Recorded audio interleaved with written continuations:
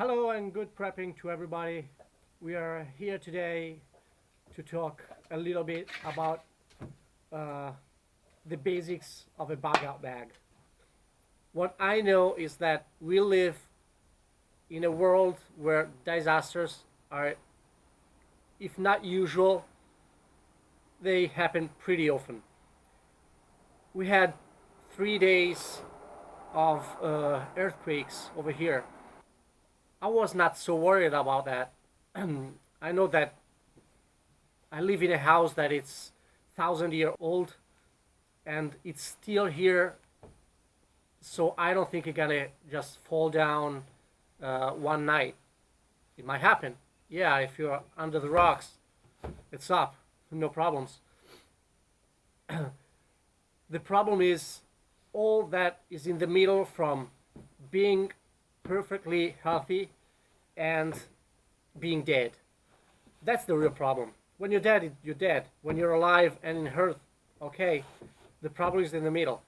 If it comes an earthquake that makes the structure of the house not safe for the family, we just gotta get out. And if it happens during the day, you're outside, you are fully dressed, the problems are limited. But if it happens during the night when you're under the blanket, in a warm room, with just your pajama on, it's not that funny. When you're in the winter and as you see, you can have snow outside. So prepping is not just a fancy thing for future disasters. It's just an everyday way of life. You have to know that every single moment can be the one that will let you decide for your life or your death for the next 72 hours. 72 hours is the time that usually FEMA in the United States or here, other organizations from the government say it's the period that after that they're sure they can be helping persons. So people have to be aware to be autosufficient for these 72 hours. So that means being able to protect themselves, so clothes and a shelter, to be warm, because as we know, you cannot live in the outside for more than 3 hours, as the survival basics say, water, and food. These are the basics for, a prepping or a bug out bag, how you want to, as you want to call it, or whatever you want to say. There might be others. Yeah, one there is that I forgot. It's communications. So let's start from the beginning. You have dresses, so you gotta have something always prepared to get out and dress up yourself enough to don't freeze. If you get out from your hot room in your panties, your underwear or what else, you want a pajama or everything, just stay out of there. See, stepping up there with your barefoot, how long you think you're gonna leave? It's up to you. So that's why, you must have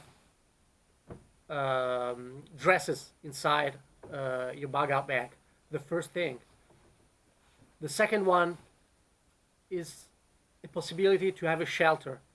Why? Even if you're dressed up, staying in steel there is still not funny.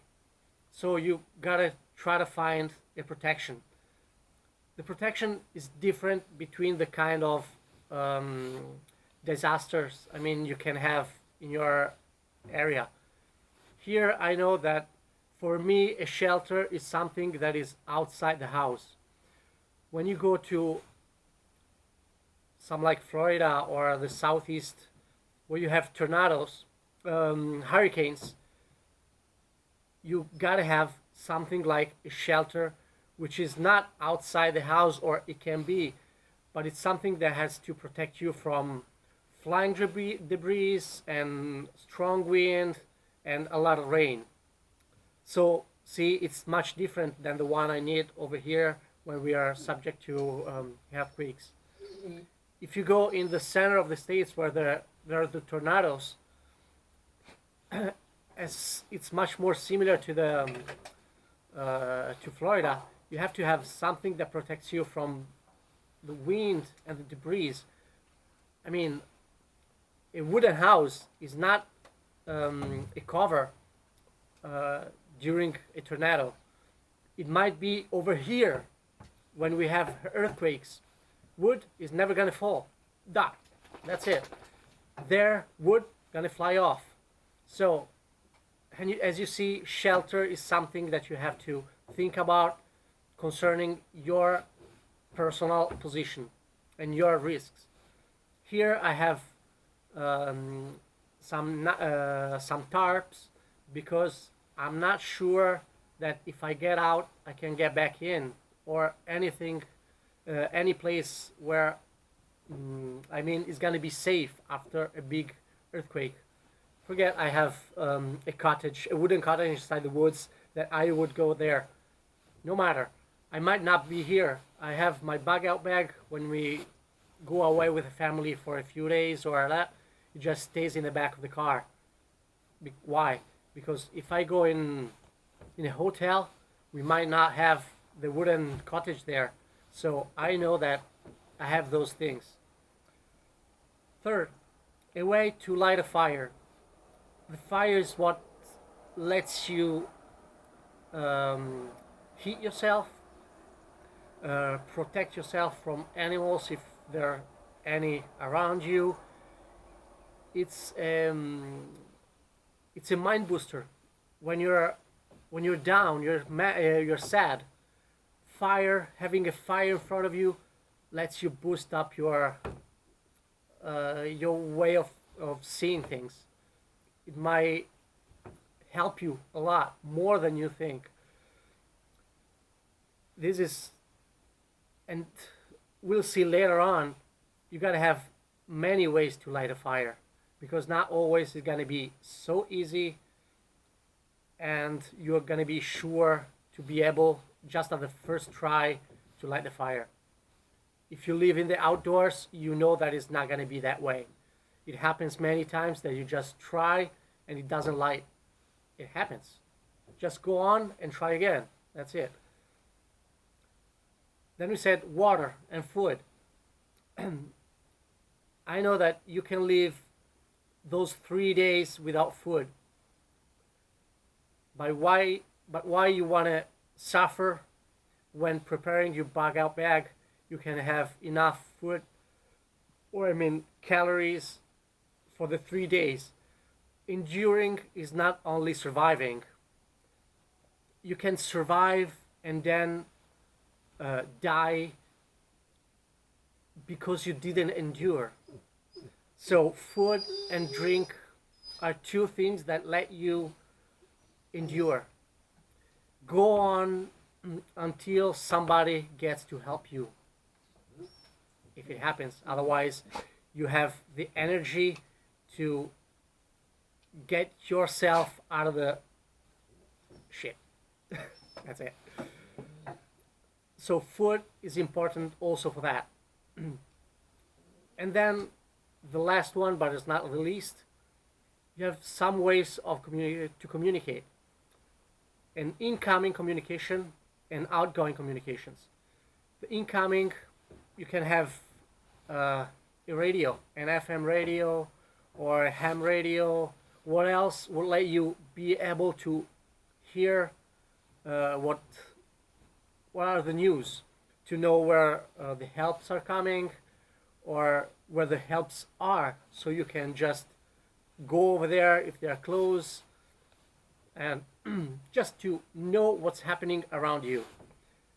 And second of all, in outgoing communication, this doesn't mean that you must have a VHF or a ham radio or any kind of radio. Outgoing is also signaling. It might be flares, like every boatman knows. You must have it. It can be uh, ceilumes, I mean chemical lights, because during the night they can be seen from far away. They can be lasers. I think that just a little while ago they passed a law in the United States that were allow the use of high power lasers just for um, emergency purposes. So I'll I'll show you one probably that I'm building to get to put inside my bike out bag. That it's a green laser that it's able to arrive around 3-4 miles away straight, and you can use that to signal to helicopters, airplanes, or very very far helping units. There are mirrors, there are whistles, there are just orange flags. There are many things you can use. I mean, smoke devices. There are many things you can use to uh, just let other people know your position. But these are absolutely necessary in a bug out bag because you never know what's gonna happen. It's not just about going out of the house after a big disaster and continue walking till the end of the world. It's not so easy. Many people that are doing prepping think is this easy, but it's not that easy. Sometimes you need help, and other people may be interested to giving you help, or the government might be there to help you, and why you don't want to be found. So you can choose not to use it. If you are in a situation you need a covered operation, but you have to know that you can do that if you want to. Have a nice prepping, and thank you.